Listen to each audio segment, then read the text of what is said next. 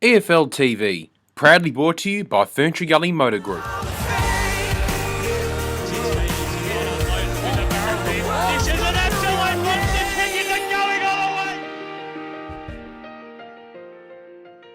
Hello and welcome to the Efl Agenda. Yes, we are finally underway for season 2014 and it was a great way to start the season at Bayswater Oval under lights last Friday night between Bayswater and Mulgrave. Here to discuss it all with me, Ray Baird. And Ray, it was a really enjoyable game in the end, wasn't it? Yeah, look, it was a great way to start the season off, and for the second year in a row, Mulgrave, they got the wood over Bayswater in these early season night games. And what do you think as a spectacle? Do you enjoy going out there and watching night footy? I think it's great, but it all depends on the weather. We've had two great Friday nights on the 2 years that we've done it. But look, the weather was good, the football was good. The crowd, I thought this year was, compared to last season, was about the same. And there was some pretty good football played on Friday night, seeing it was round one. Not only Friday night, Ray, we saw good football pretty much across the weekend. There's plenty of topics to go through, and we'll probably start with the promoted teams. I think there was some really impressive performances. South Belgrave, Doncaster and Montrose were all in it.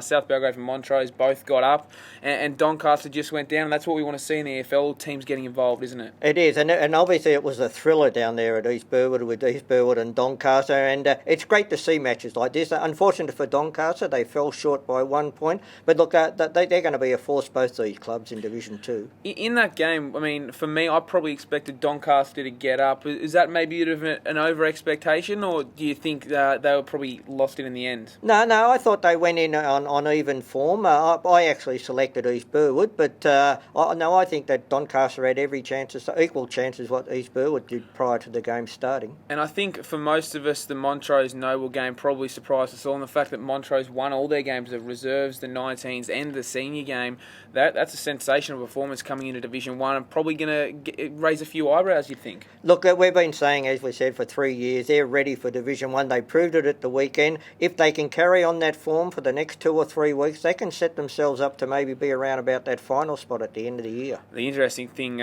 Connor Ryan pointed out to me in the leader offices just a few days ago was that Roval did the exact same thing last year. They beat Vermont, who were in the grand final the previous year. So it's a little bit of a repeating trend. We'll see, though, if Montrose can make the finals again this year. And with that trend, that just proves to me that I think that Division 1 and Division 2 are evening up a little bit, because both in the last 2 years, both the teams that have got promoted have done really well early in the season. And the last game of the promoted team, South Belgrave and Upper Gully, was a really tight game for 3 quarters. South Belgrave trailed by 4 points at 3-quarter time, and I honestly, looking at those scores, thought Upper Gully might prevail with a little bit of that higher division experience, but in the end it was South Belgrave who got over the line. Yeah, and apparently they were very lucky to do that. I spoke to Chad Rogers early in the year, and his expectations are to just be competitive this year. He's got a very young side there, but to get a result like that in round 1, just falling short, I think that he'd be very pleased.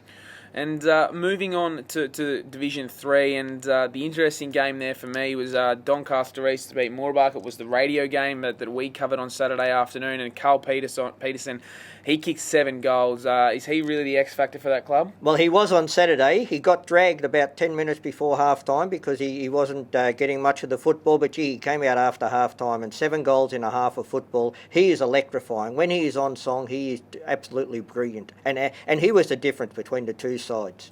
And, I mean, do you think he's just one player? Do you think they've got a number of other players, Doncaster East, who can stand up for them in those sort of roles? I was very impressed with big Hamish Hosking, recruiter from Kilsyth in Division 4. He was magnificent in the ruck for them. When he went off the ball, the big ruckman forward from Rotherham got a little bit back into the game, but as soon as Hosking come back on the ground, he controlled the rucks all day.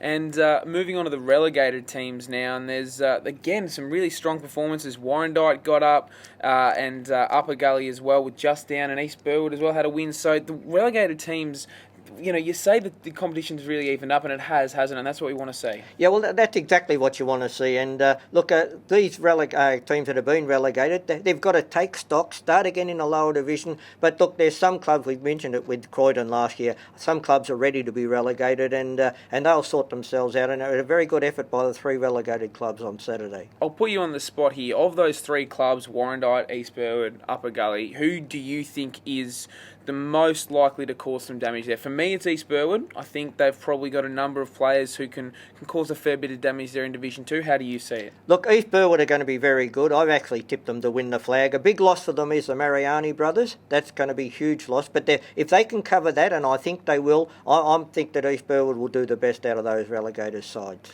And probably one of the greatest results to me to see on the weekend was Templestowe's win over Wanturna South. Wanturna South admittedly were missing a lot of players, but Templestowe, they seem to do this at the start of the season. It was the same last year. They had a great start. They were almost, I think, on top of the ladder by round 8 or 9, and from there they just faded away.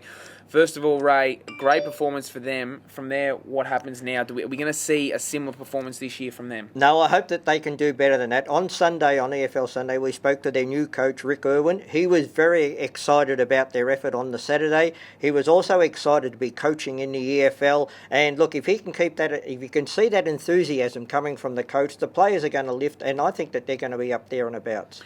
How do you go about changing that philosophy? Of the last couple of years, they've been in the position and they've let it slip mid-season. Do you think a new coach is going to be able to provide that opportunity and just that different focus going into the mid part of the season? Well, I think that a new coach is enormous for a club who performed like Templestowe did last year, but also they've got an inclusion of new players as well. So to me, it's a new beginning in a way to Templestowe Football Club. They've got off to a good start. Once again, they've got to just keep that consistency up. And a bit of a new beginnings theme happening over the next couple of weeks. We saw Nunawading changing their jumpers for next week as well. They're wearing their home jumper. They've changed it up in Templestowe. They wore the old Fremantle anchor. They now have got the Docker on the uniform, and a good start for both those teams. New beginnings looking pretty good for them. Yeah, well, Nunawading, they're the big week for them. Their first home game this week, as you said, the new brand, the new jumper. They a surprise win to me over Surrey Park last week by Nunawading, but look, good form. I hope they can continue that, and a huge day down at Nunawading this week. I'd have to agree with you. I thought was probably expecting big things Surrey Park. It's only one game. Back of Frosty Baird hasn't shut up. He's been telling us all about Surrey Park and how good they're going to be. But Nunawading, for me, they could be a bit of a surprise packet, do you think? Well, nobody knows much about them because they have changed. They've probably got the biggest changes out of all the clubs across the Eastern Footy League with the new numbers coming in and people going out. But look, I believe they're a big-bodied side, and on last week's performance, they'll be all right.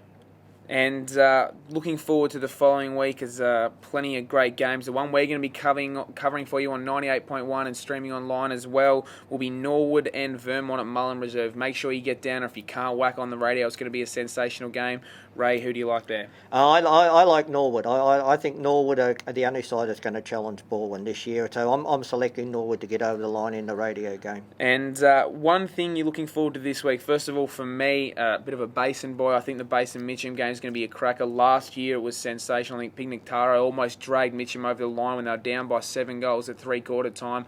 Expect another fiery sort of up-and-about game at Batterham Reserve on Saturday afternoon. Ray, what are you liking for the weekend? I'm expecting some very good football played again. That's what I'm looking forward to across all 4 divisions. The standard of football last week was excellent, and let's just keep it up, boys.